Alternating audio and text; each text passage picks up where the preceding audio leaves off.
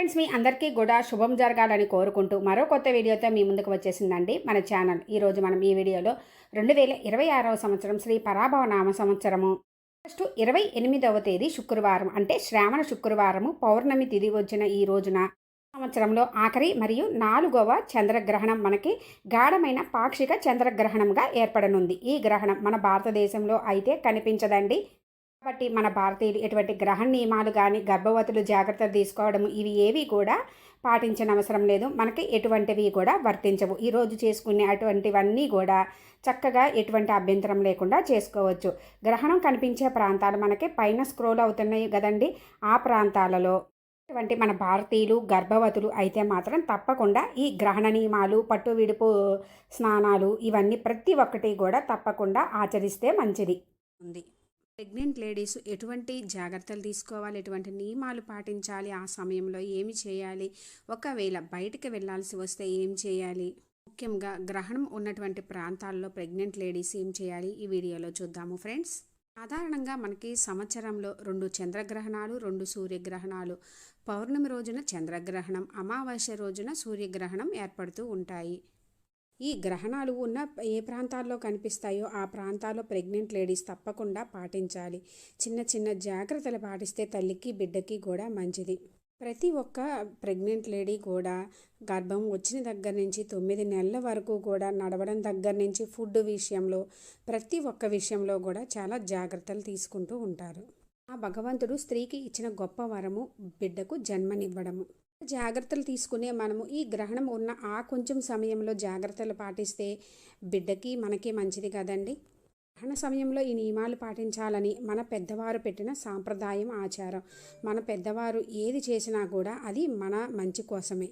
ఒకప్పుడు అంటే గ్రహణం అంటే అందరూ భయపడేవారండి. ఇప్పుడు అందరూ కూడా వీక్షిస్తున్నారు.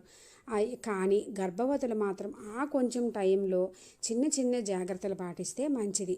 గ్రహణ సమయంలో వచ్చేటటువంటి రేడియేషన్స్ వల్ల తల్లికి బిడ్డకి కూడా ప్రమాదం అని పూర్వకాలం నుంచి చిన్న చిన్న జాగ్రత్తలు చెబుతూ ఉంటారు. ఆ జాగ్రత్తలు ఏమిటో చూద్దాము.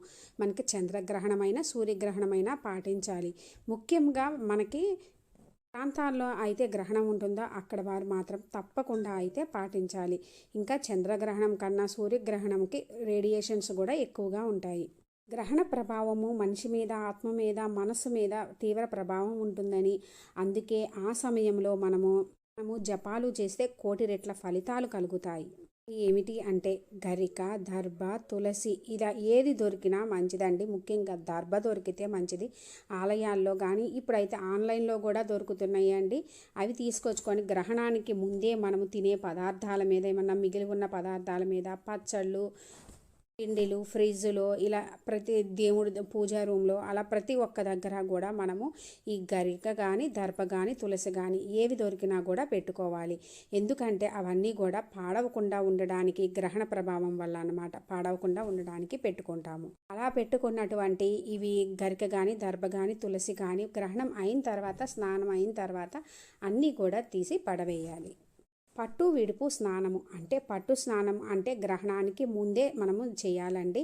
విడుపు స్నానము అంటే గ్రహణం అయిన తర్వాత చేయాలి. తల స్నానం చేస్తే మంచిది. ఎందువల్ల అంటే గ్రహణ ప్రభావం వల్ల ఉన్నా కూడా అవి మన మీద పోతాయని చెబుతారు. అందుకే పట్టు విడుపు స్నానాలు అని అంటారనమాట. ప్రత్యక్షంగా కానీ పరోక్షంగా కానీ గ్రహణం అనేది మాత్రం గర్భవతులు చూడకూడదండి. ఇంట్లో ఉండి ఒక రూమ్లో చక్కగా కర్టెన్స్ అన్నీ వేసుకొని కిరణాలు పడుకోకుండా చూసుకోవాలి. ఎందుకంటే ఆ రేడియేషన్స్ ప్రమాదం కాబట్టి తప్పకుండా అన్నీ క్లోజ్ చేసేసుకొని ఉండాలి ఇంట్లో. పూర్వకాలంలో అయితే గ్రహణం మొదలవుతుందన్న 1-2 గంటల ముందు నుంచే ఒక రూమ్లో పెట్టి, అప్పట్లో ఇవన్నీ ఉండవు కదండి సదుపాయాలు, అన్నీ క్లోజ్ చేసి లోపలే ఉంచేవారు. ఇప్పుడు చక్కగా అన్ని వస్తువులు ఇంట్లోనే ఉంటున్నాయి. చక్కగా ఇంట్లో కర్టెన్స్ వేసుకొని శుభ్రంగా ఉంటే బాగుంటుంది. పదునైన వస్తువులకి దూరంగా ఉండాలి. కట్ చేయడం, కత్తిరించడం, గుండు సూదులు, పిన్నీసులు ఇలాంటివన్నీ కూడా ఆ టైంలో యూజ్ చేయకూడదండి. ఎందుకు అనంటే పుట్టే పిల్లలకి పెదవులు చీలి పుడతారని చెబుతారనమాట. పెదవులు చీలికగా వస్తాయి. అందుకని అలాంటి వాటి అన్నిటికీ కూడా దూరంగా ఉండాలి. టైంలో ఏదైనా కట్ చేసి ఫ్రూట్స్ కానీ తినాలన్నా జ్యూస్ చేసుకోవాలన్నా ముందే చేసి ఉంచుకోండి. అంతే తప్పించి ఆ టైంలో మాత్రం కట్ చేయవద్దు. ఇక ఆహారం విషయానికి వస్తే గ్రహణానికి గంట ముందే ఆహారం తీసుకోవాలి. ఆహారం గ్రహణ సమయంలో జీర్ణం అవ్వదండి. టైంలో డైజెషన్ అవ్వదు కాబట్టి ముందుగానే తింటే మనకి డైజెషన్ అవుతుంది. అందుకని ముందుగానే తినాలని చెబుతారు. గ్రహణ సమయంలో అసలు ఫుడ్ అనేది ఏమీ తీసుకోకూడదు అని చెబుతారు. కానీ ఆ టైంలో ప్రెగ్నెంట్ లేడీస్ అంతంత టైం అంటే 2-3 గంటలు 4 గంటలు ఉందనుకోండి గ్రహణము, తినకుండా ఉండలేరు కాబట్టి జ్యూసులు ఏమైనా ద్రవ పదార్థాలు ఇలాంటివి తీసుకోవచ్చు. గర్భిణీలు కదలకుండా ఉండాలి, ఒకే దగ్గర ఉండాలి, ఒకే దగ్గర పడుకోవాలి అలా చెప్తారు. అలా వెల్లికిలా పడుకోవాలని చెబుతారు. అలా కుదరకుంటే ఎడమ వైపు పడుకోవాలి. కష్టమయ్యి అట్లా పడుకోకూడదండి. కన్వీనియంట్ని బట్టి కూడా పడుకోవచ్చు. ఒకప్పుడు అంటే అట్లా ఉండేది. ఇప్పుడు కొద్దిగా మన అడ్జస్ట్మెంట్ని బట్టి, ఎందుకంటే అప్పుడు ఉన్న హెల్త్ ఇప్పుడు వాళ్ళకి లేదండి. కాబట్టి కుదిరినంత వరకు వెల్లికలా పడుకోండి. కుదరకపోతే ఎడమ వైపు పడుకోండి. అలా కూడా కుదరదు అనుకున్న వాళ్ళు మీ దాన్ని బట్టి పడుకోవచ్చు. అంత భయపడని అవసరం లేదు. అయితే రూమ్లో ఉన్నప్పుడు ఒక్కరే కాకుండా ఎవరినైనా కానీ తోడు ఉంచుకోవాలి. ఎందుకు అని అంటే మనకి ప్రెగ్నెంట్ టైంలో ఎవరు లేకుండా రూమ్లో ఉంటే కష్టం కదండి. పక్కన ఎవరన్నా ఉండాలి. ఆ టైంలో మనము నిద్రపోవడం కుదిరితే నిద్రపోవచ్చండి. అంత స్ట్రిక్ట్ అక్కర్లేదు. ఒకవేళ నిద్రపోకోకుండా మాత్రం ఉండి ఆ టైంలో మంత్ర జపము ఇలా చేస్తే బిడ్డకు మంచి బుద్ధితో పుడతారని, పిల్లలకి మంచిదని చెబుతారు. ఎందుకంటే ఆ టైంలో చేసే ఏ జపతపాలైనా కూడా మనకి కోటి రెట్ల ఫలితాలను ఇస్తాయి. ఇప్పుడు ఈ బిజీ లైఫ్లో అందరికీ ఇంట్లోనే అంతసేపు ఉండడం కుదరదండి. కొందరు జాబ్ చేసేవాళ్ళు ఉంటారు, ఏదైనా బయటికి వెళ్ళాల్సి వచ్చేవాళ్ళు ఉంటారు, కొంతమందికి వాష్రూమ్స్ ఇంట్లో ఉండవు, బయటికి వెళ్ళాల్సి వచ్చేవాళ్ళు కూడా ఉంటారు. అలాంటి వాళ్ళు బయటికి వెళ్ళాల్సి వస్తే గొడుగు వేసుకొని వెళ్ళాలండి. అంతా కవర్ చేసుకొని మళ్ళీ గరిక కానీ దర్భ తులసి ఏవైనా సరే మన వెంట తీసుకొని వెళ్ళాలి. అంటే తీసుకొని వెళ్ళడం వల్ల ఏంటంటే గ్రహణ ప్రభావం అంతగా ఉండదు. ఇంకా ముఖ్యంగా ఆ టైంలో రెస్ట్ తీసుకోమంటారు కదండి. రెస్ట్ తీసుకోమన్నారు కదా అని చెప్పేసి ఫోన్లు వాడడము లేదంటే ల్యాప్టాప్లు దగ్గర పెట్టుకోవడం చేయకూడదు. అలా చేస్తే ఆ గ్రహణ టైంలో వాటిల్లో రేడియేషన్స్ ఇంకా ఎక్కువగా ఉంటాయి. అప్పుడు ఆ రేడియేషన్స్ మనకి కానీ బిడ్డకి కానీ మంచిది కాబట్టి ఆ టైంలో అలా చేయకోకుండా ఏమన్నా వినడము, బుక్స్ చదువుకోవడము అలాంటివి చేస్తే మంచిది. ఒకవేళ అంతా మేము చదువుకోలేము అలా అనుకుంటే చక్కగా మంచి ఏమన్నా పెట్టుకొని వినండి, ఇంకా మంచిది. భగవద్గీత అలా మీకు నచ్చిన దేవుడు సాంగ్స్ కానీ ఏమన్నా పెట్టుకొని వినండి. అందాలోలికే ముద్దులోలికే బిడ్డకు జన్మనివ్వాలి అంటే ఈ చిన్న చిన్న జాగ్రత్తలు పాటించాలి కదండి.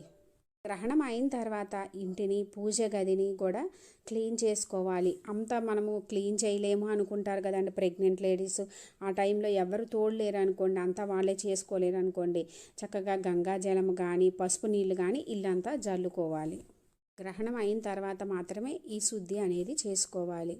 ఆ తర్వాత చక్కగా విడుపు స్నానం చేసి మనము పెట్టుకున్న గరిక ఈ దర్భలు ఇవి తులసి కానీ తీసేసి చక్కగా వంట చేసుకొని తినాలి. ముందుగా వండుకున్న ఫుడ్ని తినకూడదు. ఒకవేళ అలా ఏమన్నా ఉంటే చక్కగా పైన ఇవి వేసుకొని ఆ తర్వాత గరిక అలాంటివి వేసుకొని తర్వాత తినాలి. గ్రహణ నియమాలు అనేవి ఎప్పటి నుంచి ఎప్పటి వరకు పాటించాలి అనుకుంటారు. మనకి ప్రెగ్నెన్సీ అని తెలిసినప్పటి నుంచి డెలివరీ అయ్యే వరకు కూడా ఈ గ్రహణ నియమాలు అనేవి తప్పకుండా పాటించాలండి. గ్రహణం ఉన్న ప్రాంతాల్లో ప్రెగ్నెంట్ లేడీస్ అయితే తప్పకుండా ఈ నియమాలు పాటించాలి. గ్రహణం లేని ప్రాంతాల్లో ప్రెగ్నెంట్ లేడీస్ అయినా కానీ ఏమి చేయకుండా ఆ టైం కొంచెం సమయమే కదండి, బయటికి వెళ్లకుండా కర్టెన్స్ అన్నీ క్లోజ్ చేసుకొని ఇంట్లో ఉంటే మంచిది. ఇంట్లో ఉండి ఇంట్లో నార్మల్గా చేసుకునే పనులు పడుకోవడం, కత్తిరించుకోవడం, వండుకోవడం అన్నీ చేసుకోవచ్చండి. కాకపోతే ఇంట్లో నుంచి బయటికి వెళ్లకుండా ఉంటే మంచిది. ఆ కొంచెంసేపు వెళ్లకుండా ఉంటే ఏమి కాదు కదండి, మనకే మంచిది కదా. తెలిసింది కదా ఫ్రెండ్స్, ప్రెగ్నెంట్ లేడీస్ గ్రహణ సమయంలో ఎటువంటి జాగ్రత్తలు నియమాలు పాటించాలని. మీకు ఇంకా ఏమైనా డౌట్స్ ఉంటే కామెంట్ సెక్షన్లో అడగండి, రిప్లై ఇస్తాను. ఈ గ్రహణం ఎప్పుడు వస్తుంది, పట్టు విడుపు సమయాలు ఇవన్నీ కూడా క్లియర్గా నేను అప్లోడ్ చేసిన వీడియో ఉంది ఫ్రెండ్స్. మీకు ఇంట్రెస్ట్ ఉంటే విజిట్ చేయండి. గ్రహణ సమయంలో ప్రెగ్నెంట్ లేడీస్ చిన్న చిన్న జాగ్రత్తలు నియమాలు పాటిస్తూ అందాలు ముద్దులొలికే బిడ్డకు జన్మనివ్వాలని కోరుకుంటూ థ్యాంక్స్ ఫర్ వాచింగ్.